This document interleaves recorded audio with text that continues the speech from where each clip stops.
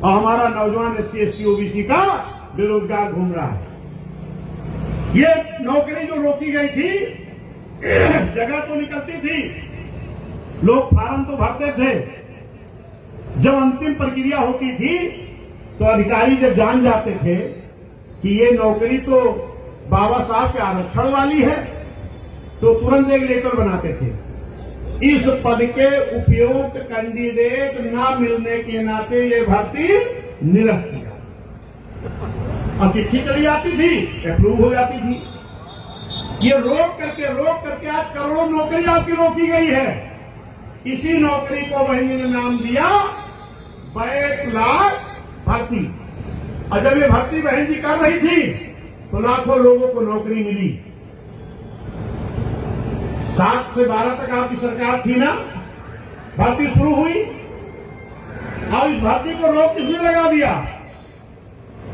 इस भर्ती को रोक किसने लगाया? अब हमसे सवाल जवाब आपसे होगा, आपको बताना पड़ेगा। ये 22 लाख की भर्ती को रोक किसने लगाया? जरा जोर से बताओ, बोलो। समाजवादी ने। समाजवादी के मुख्यमंत्री कौन थे? पिछड़े समाज का मेरा भाई था, पिछड़े समाज के भाई थे। और भर्ती किसकी हो रही थी? SC ST OBC। और मुख्यमंत्री कौन थे? OBC के। जरा सोचो कि OBC के हमारे बड़े भाई ने हमारे OBC नौजवानों की भर्ती को रोक क्यों लगाया? किसके कहने से लगाया? आज कह रहे हो आरक्षण बचाएंगे। आरक्षण की ही नौकरी थी तो थी 22 लाख की। ठेकेदारी में बहनी ने SC ST को आरक्षण दिया। अगर आप इतने भले होते तो पिछड़ों को भी दे दिए होते। क्या दुश्मनी थी आपकी SC ST से जो आपने ठेकेदारी का आरक्षण खत्म किया? किसने खत्म किया? जोर से बोलो भाई, क्यों? आवाज कह रहा आरक्षण उठाएंगे। बहन जी ने प्रमोशन के आरक्षण के बिल भरी पार्लियामेंट के अंदर लाती है। क्या संविधान के तहत नहीं था क्या? और भरी पार्लियामेंट के अंदर प्रमोशन के आरक्षण का बिल फाड़ करके क्या संदेश देना चाहते हो? तमाम अधिकारियों को बहन जी ने तहसीलदार से SDM, DY ST से SP बनाने का काम किया था। किसके बल पर? संविधान के तो बल पर। अब आपने डिमोशन करके अधिकारियों को बेइज्जत किया। अब आप कह रहे हो हम संविधान बचाएंगे। आप कह रहे हो माननीय साहब का मिशन पूरा करेंगे। माननीय बहन जी ने इतना नहीं, इस प्रदेश के विकास के लिए तमाम बड़े जिलों को छोटा छोटा जिला बनाया, तमाम बड़े मंडलों को छोटा छोटा मंडल बनाया, इसलिए प्रदेश के विकास के लिए। अगर छोटा छोटा जिला बनाया तो बहन जी ने उनका नाम किसके नाम रखा? डॉक्टर भीमराव अम्बेडकर नगर, भीमनगर, संत रविदास नगर, संत कबीर नगर, गौतम बुद्ध नगर, ज्योतिबा फूले नगर, छत्रपति साहू जी महाराज नगर, माननीय कांशीराम साहब नगर। ये कौन थे? ये जिनके नाम बहन जी ने नाम रखा, ये कौन थे? ये बहुजन समाज विजन में SC ST OBC पिछड़े समाज विजन में बहुजनों के महापुरुष थे। इन महापुरुषों का नाम बदल के अपमान करने का काम किसने किया? ये पिछड़े समाज के मुख्यमंत्री ने। किसके कहने से? अब आप बोलते हैं कि भाजपा की भीति में BSP है, सारी योजनाओं को खत्म हो पिछड़े SC ST की आप करते हो, जिम्मेदार BSP को ठहराते हो, नारा PDA का आप देते हो और SC ST पिछड़ों का हक आप छीनते हो। नारा देने से नहीं काम चलने वाला। ये समाज समझदार हो गया है। अगर आप समझदारी से काम नहीं करेंगे तो फिर आपको बताने वाला दूसरा कोई ये पैदा होने वाला नहीं है। मेरे साथियों, इतने नहीं, आप जानते हो माननीय कांशीराम साहब ने आपके लिए लड़ाई लड़ी, उनके नाम से बने हुए जिले को नहीं हजम कर पाए।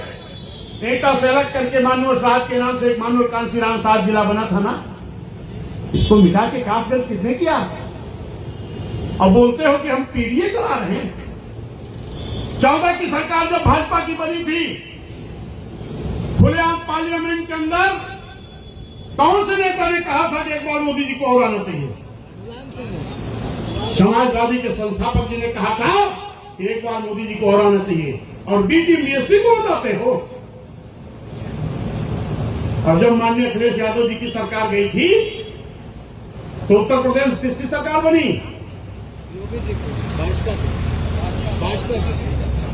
भाजपा की बनी ना, बाबा जी की। तो क्या हुआ था, याद है कि नहीं? कुर्सी धुलाई गई, घर धुलाया गया। तो हमारे बड़े भैया ने क्या कहा कि आज मुझे मालूम हुआ कि मैं शूद्र हूं, आज मुझे मालूम हुआ कि मैं पिछड़ा हूं। इसका मतलब 5 साल तक तुम्हें ये नहीं मालूम था कि हम पिछड़े हैं। आप पीने याद आ रहा है, पिछड़ा दलित याद आ रहा, सेक्टर याद आ रहा, तब नहीं मालूम था। घर भी धुलाया गया, कुर्सी भी धुलाई गई, और पता नहीं कौन कौन चीज की चोरी लगाई गई है। किस चीज की? अब हम नहीं कहे कि भरवादी आए। हमारे भैया कहा थी कि सभी कहा तू कहा था, लेकिन चोरी लगाई गई नहीं ना। किसने लगाया था? जिस भाजपा के लोगों ने आपका घर धुलवाया, जिस भाजपा के लोगों ने आपकी कुर्सी धुलाई, जिस भाजपा के लोगों ने आपको चोरी लगाई, उसी भाजपा की सरकार बनने पर मंच पर कौन गया था? बहन जी गई थी क्या? किसी को भेजी थी नहीं। लेकिन ये बाप और बेटे पहुंच गए थे कि नहीं गए थे? और बप्पा मुख्यमंत्री जी के कंधे पर हाथ रख के कह रहे थे जरा बेटे का ख्याल रखना, नहीं गए थे? और डीजीपी को बताते हो कौन बिजली का काम कर रहा है? इस इनकी चालाकी को हमें समझना पड़ेगा। हमें आपको धोखे में रखा जा रहा है। हमें उनसे सवाल करना है, दोनों से, इंडिया और इंडिया गठबंधन से। ये ना बताओ कि हम क्या करेंगे, ये पब्लिक को ना बताओ कि क्या करेंगे, ये बताओ कि अब तक किए क्या हो, अब तक किए क्या हो। अगर समाजवादी से पूछोगे कि अब तक आपने क्या किए हो, तो कहेंगे 22 लाख भर्ती हमने नहीं रोक लगाई। पूछेंगे और क्या किए, कई ठेकेदारी का आरक्षण हमने नहीं खत्म किया। पूछेंगे और क्या किए, तो कहेंगे हमने प्रमोशन का आरक्षण का बिल नहीं था। पूछोगे और क्या किए, कहेंगे डिमोशन हमने नहीं किया। ये तो बताएंगे, कौन कुछ बताएंगे? इसके अलावा कुछ बताएंगे? हाँ, भाजपा के लोगों से अगर पूछोगे क्या किए हो, तो कहेंगे कि आप लोगों का आरक्षण तो प्राइवेट में है नहीं। SC ST OBC का आरक्षण प्राइवेट में है क्या? नहीं है ना। और सरकारी विभागों क्या कर रहे हैं? प्राइवेट। तो आपका हाथ छीना जा रहा कि नहीं?